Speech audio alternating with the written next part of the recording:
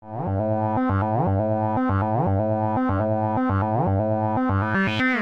fare i complimenti al suo compagno mio che ha giocato bene nel suo secondo tempo. Siamo entrati un po' trommeto, però poi non siamo schierati.